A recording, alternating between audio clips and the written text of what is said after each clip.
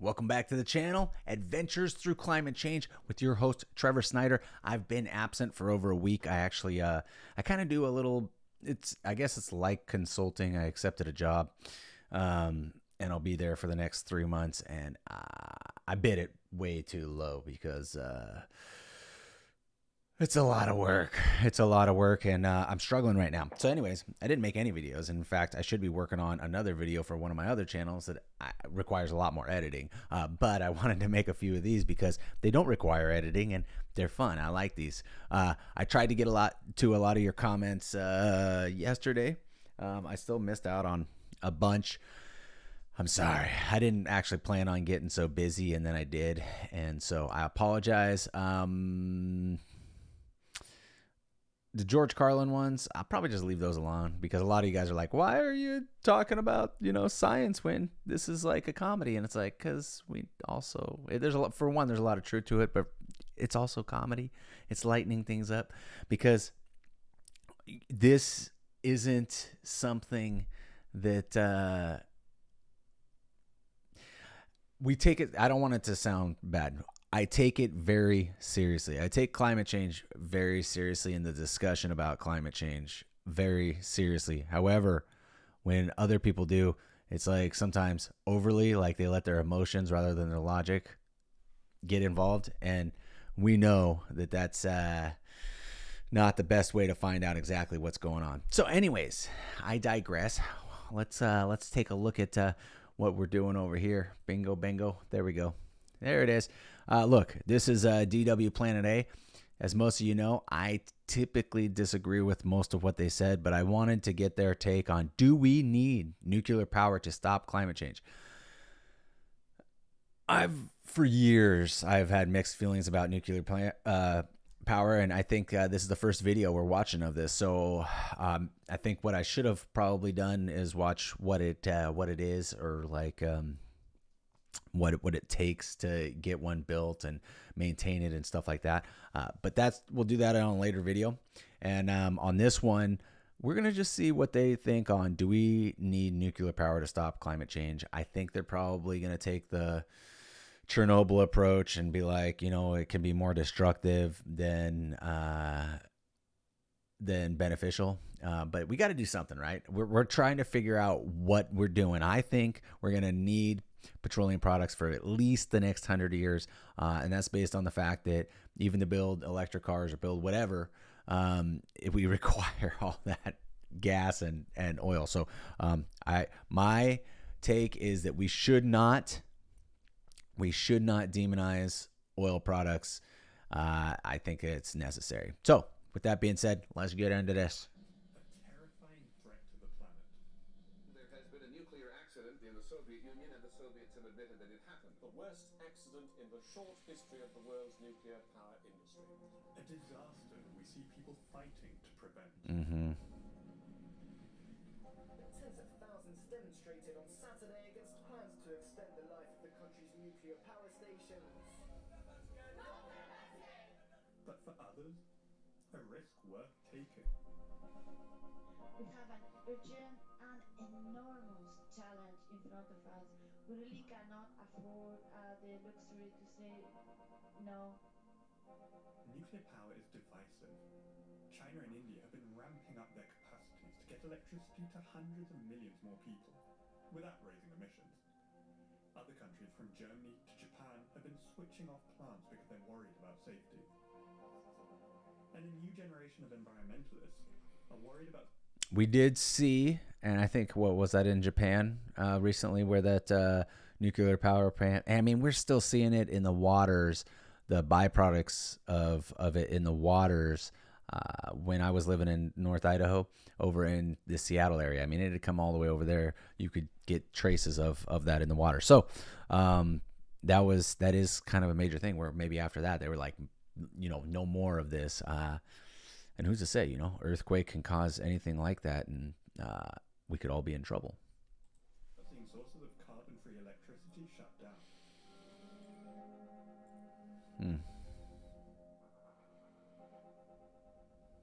So do we need nuclear energy to stop climate change? And should we risk it? That is the question. And is it too To late? keep the planet from heating, we're supposed to double the amount of nuclear power by 2050. That's one pathway to clean electricity from the International Energy Agency. If you listen to the World Nuclear Association, it's not nearly enough. Talk to anti-nuclear activists, and they say it's too dangerous. Scientists have mixed opinions on whether betting on nuclear is such a good idea. Let's break it down. It's hard to imagine now that people used to see nuclear power as a beacon of hope. It created jobs and generated electricity without polluting the air. Until the mid-1970s, Americans mostly wanted nuclear power. But that support soon soured. We and the world, which is our home, live on the brink of nuclear annihilation. That was the first Earth Day protest in the US during the Cold War. The call to ban nukes resonated with hippies and environmentalists who hated anything nuclear. It wasn't just bombs. They saw the whole technology as dirty and dangerous. And they were kind of proven right. In 1979, a nuclear reactor went into partial meltdown at 3 Mile Island in the US. Nobody died, but it cost $1 billion to clean up. And we've probably all heard of the infamous Chernobyl disaster in 1986. A reactor went out of control and blew up after overheated uranium melted through protective barriers. It spewed radioactive material and isotopes into the atmosphere and left the surrounding area uninhabitable. The disaster at Chernobyl was the worst in the history of nuclear power generation. The explosion itself killed 2 people, and 28 emergency workers died of radiation sickness within 3 months. Scientists estimate the long-term death toll from the radiation stretches into the thousands. That all made the nuclear industry tighten its standards. But across the world, the idea of a safe nuclear power plant had already started to crumble. Let's fast forward 25 years. Most nuclear power plants have been built close to coasts or rivers so they can use water to get rid of waste heat. But that's left them vulnerable to floods. Japan experienced this in 2011 when an earthquake and tsunami struck 2011. killing more than 19,000 people and sending 3 nuclear reactors at the Fukushima Daiichi plant into meltdown. The reactors survived the quake, but the floods cut off power to the pumps that kept the fuel rods cool. As radiation leaked from the plant, authorities evacuated residents and set up a 20-kilometer exclusion zone. With disasters like these, it's no surprise people find nuclear power apocalyptic. But take a look at the numbers, and that fear doesn't hold up. Compared to renewable sources of energy, nuclear has killed more people for each terawatt-hour of electricity that it's generated. But let's put that into context of fossil fuels. The death rates from burning gas, oil, and coal make nuclear seem almost as safe as solar or wind. That's because burning fossil fuels releases toxic particles that damage our lungs and hearts. The air pollution they cause kills an estimated 8 million people a year. Comparing nuclear and coal is like comparing planes and cars. While we obsess about plane crashes, far more people die on the road than in the air for every kilometer they travel. But plane crashes Wonder if that was a real crash. It must have been. so they seem even scarier. Same goes for nuclear disasters. If you compare the nuclear industry with all the other industries, certainly fossil fuels, the number of total fatalities is really minimum. But there is a big catch here.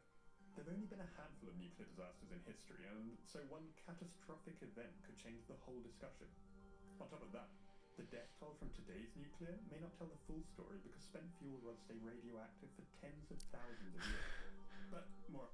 There was like some trash just floating around like a bottle, empty bottle in the... us humans are disgusting. Look, just because I don't subscribe to the fact that I think the world is ending like the way a lot of climate change, that pollution... Humans, we're just disgusting. On that point later. The idea that nuclear is safer than fossil fuel alternatives is one reason why some people are changing their minds about it.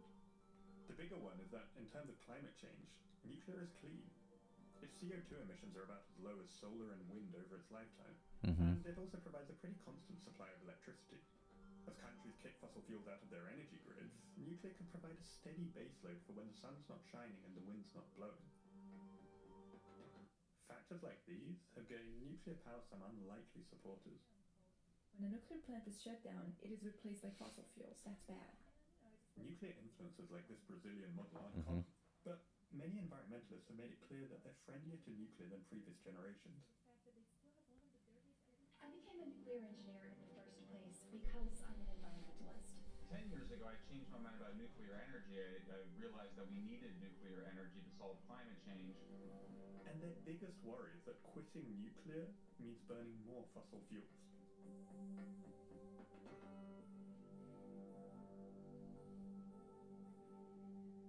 Let's take a look at Germany. It's been shutting down nuclear plants for decades and is set to close its last one by 2023. Its rapid nuclear phase-out is one of the most infamous in the world. Ich will hier ganz offen sagen, als eine Befürworterin der friedlichen Nutzung der Kernenergie, meine Sichtweise auf die Kernenergie hat sich durch die Ereignisse in Japan verändert. This is German Chancellor Angela Merkel shortly after the Fukushima nuclear disaster. She's telling the country it's time to switch off some old reactors. A few months after this speech, she'll announce that Germany is pulling out of nuclear energy entirely. And would they use coal? Political parties and most of the public. But I mean, I don't mean to interrupt, and I'm sorry. We'll go back just a hair and listen to that, which was a suggestion of of somebody in the comments. So thank you very much. But what happens when we shut down something? We rely on something else, and we saw that recently over in Europe with the war going on over there. And I think it was actually Germany also that when they didn't get their gas, they didn't have their nuclear going. What'd they have to do? They started lighting up some coal burning plants, right? And it's not like the clean coal that we burn over in the United States. We have a lot cleaner coal. That's some dirty coal, right? So because people want to stay warm, they don't want to die, and I don't blame them. I don't blame them one bit. And so that's something we need to consider. When they make policies like this, it just drives me freaking nuts, because the policies that they're pushing now, I think it's good to have lofty goals. I set lofty goals for myself.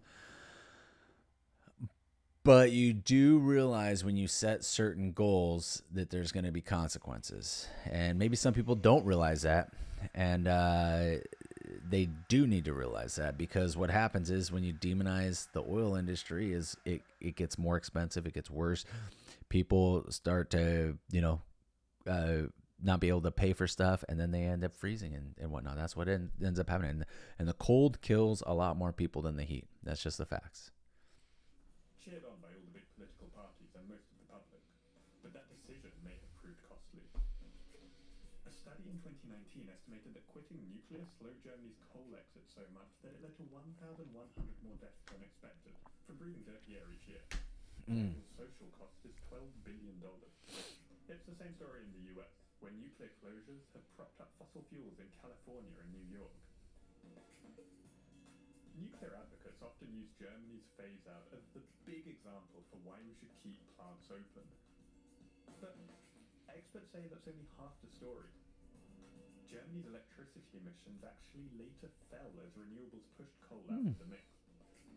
And energy Till recently. massive expansion of renewables was only politically possible because the government agreed to quit nuclear. The only thing about like that right there, that's not like usable land at all, right? Like, look at all those solar panels.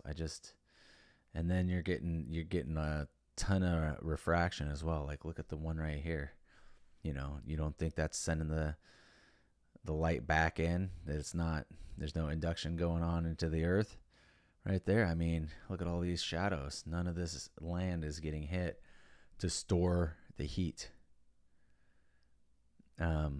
And I know a lot of people are like, well, it's too hot. It's going to get too hot. Yeah, well, it's going to get way too cold, and that's going to be a lot worse. I mean, I digress. You can argue it both ways, but probably Germany would have been able to reduce its emissions a bit quicker, a bit differently, but also that supported really the uptake of renewables. Also, not only in Germany, but globally. This is Muriel Gonyeba, an expert on nuclear power in Germany, France, and Japan.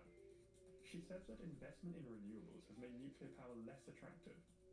That's because there are cheaper and cleaner alternatives to building new nuclear plants. It's not the same as keeping existing ones online for longer. But building new nuclear capacities, as it looks now, it's very expensive. It's at least twice as expensive as prolonging nuclear. But there's also a catch here. Old reactors are more dangerous and need to be retrofitted to stay safe. The longer True. their lives are extended beyond their original design, the greater the risk that a piece of old equipment breaks.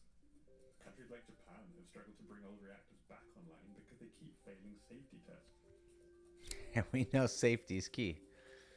This map shows where nuclear power plants are being built around the world and when they're expected to come online. Most new plants are popping up in Asia as demand for power skyrockets, and countries like China commit to cutting emissions to net zero by 2060. This new generation of nuclear power stations are designed to higher standards of safety than previous reactors, based on lessons learned from the big disasters. What hasn't changed is what to do when a plant closes down. So let's recap. Closing nuclear plants can make climate change worse if there aren't renewables to pick up the slack. Extending their lifetime would mean retrofitting plants to make them safe. And building new ones costs a lot, but could help stabilize clean electricity grids. But there's one big question we haven't answered yet. What about nuclear waste? It's a big reason why so many people are against nuclear power in the first place. Spent fuel rods stay radioactive for tens of thousands of years. Holy crud. And it's not only the rods. All the concrete and metal exposed to radiation can't just be thrown away. Decommissioning a nuclear plant can take decades. But the problem is, even after 70 years of nuclear power generation, nobody has found a proven way to get rid of the waste for good. And some activists want to ban new plants until that problem is solved. My name is Jan Haverkamp, nuclear expert for Greenpeace Centre in Eastern Europe. This is Haverkamp on a boat in 2018, trying to stop a nuclear plant he fears could end up dumping radioactive waste into the ocean. Nuclear waste is something even nuclear advocates are sometimes unsure about. It's toxic, radioactive, and in the wrong hands could even be used for radioactive or dirty bombs. All these things come together in high radioactive waste that needs to be kept out of the environment for roughly up to 1 million years. Now that is a real big challenge. In 2019, a report by several German environmental non-profit organizations found that nuclear waste is being kept in short-term storage facilities for decades longer than planned. And these temporary facilities were never designed to hold the waste for so long. That means that we leave this very difficult problem not to our grandchildren, but to their children. And that's a multi-generational problem that in my opinion, has only one ethical answer, and that is stop making that waste. The industry solution for nuclear waste? To bury it deep underground. This means isolating the waste inside rock or clay to stop radiation reaching the surface. Finland is set to open the world's first deep geological storage facility in 2023 to permanently deal with its waste. Gosh, I hope it doesn't get in the aquifer. Do something and not to leave it for the future generation. This is Pasi Tohima from Posiva, the company that designed the facility. We think that deep in the Finnish bedrock, 450 meters deep, in a kind of concrete part of bedrock, is the safest place to put them down there. And it's always better there than in temporary storages on the ground level. But if the site Posiva is building at Olkiluoto in western Finland is the only one in the world, and it hasn't even been built yet, can we really trust that the technology will work forever? Well, of course, if it hasn't been started, there hasn't been a prototype, but it has been tested. Even in Olkiluoto, we have been doing 30 years of research, and it's all kind of possible leaks and things that might happen. They are considered. That might not convince environmentalists worried about contamination and even potential terror attacks in the distant future. But even they agree the idea needs research. The world already has half a century's worth of nuclear waste to deal with. So what does this all mean for us? Do we really need nuclear power to stop climate change? Well, it can certainly help. Nuclear is as safe as renewable energy in terms of lives lost, and can balance out a clean energy mix. For example, when the wind's not blowing or the sun's not shining. Closing old plants is bad for the planet if it means burning more fossil fuels, but building new ones is expensive, and we still can't be sure the waste won't come back to hurt us in the future. The nuclear power debate doesn't have easy answers, but we want to move the conversation beyond lazy cliches. So let us know in the comments what role you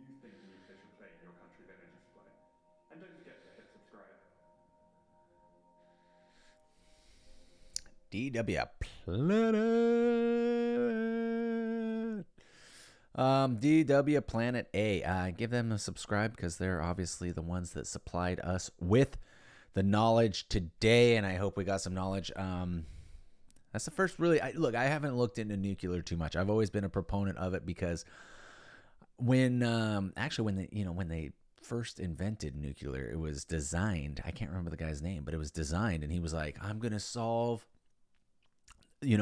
undeveloped nations' problems. Like this is gonna be the best thing ever." And and then we develop bombs. Like every time we do something good, humankind's are like, and we can use it for evil too. It's terrible. It's terrible, and I do worry about that type of stuff. What they said, you lock it down in the middle of the earth, and then what? Some lunatic. What did he say? It would take 1 million years for it to be stable again. I don't got 1 million years. My grandchildren don't got 1 million years. I mean, it's going to be in the middle of the earth. Okay, so fantastic. So what happens with a major earthquake in that area? So does it continue to decompose in that area? And then, like, what happens if the light of day sees it? What happens if it gets into the aquifer? I just have some questions. Just some few questions. Of course, they had it sitting right up next to the water. All those old, I don't really know. We're going to have to watch more nuclear power videos. There's a lot of people that said that, that I've heard through the years say that it is the best bet right now. However, it takes like 7 or 8 years to build one of those things. And they're super duper expensive. So it doesn't seem like it's the most cost effective and best way to go about it when we have immediate concerns, right? Especially with like issues with gas, and if you want to shut down gas and stuff, it's not going to be the answer. That's not going to be an immediate fix. And neither is wind, unfortunately, and neither is solar, because solar, we can't store the stuff, and at night there's no sun. That's pretty obvious. Wind, it's not always blowing, but it might be our best bet in high areas and certain altitudes and whatnot where you do have nonstop wind. When I lived in North Dakota, the wind never stopped blowing. It was nice when it was like 110 degrees outside and you got a little breeze. But when it was like negative 20 and you had 30-mile-an-hour winds, it'd feel like negative 50. So it wasn't as pleasant, but, maybe they can still have wind turbines working in that cold. I don't know. I mean, supposedly they don't work in that cold. Supposedly they get frozen, but that's a lot of wind. And if you can do that and maybe produce its own heat by its own wind, and by working and whatnot, who knows? So with that being said, I wouldn't mind a subscription either, a like, a comment. Let me know what to watch in the future, and we'll continue to learn. I'll catch you on the next video.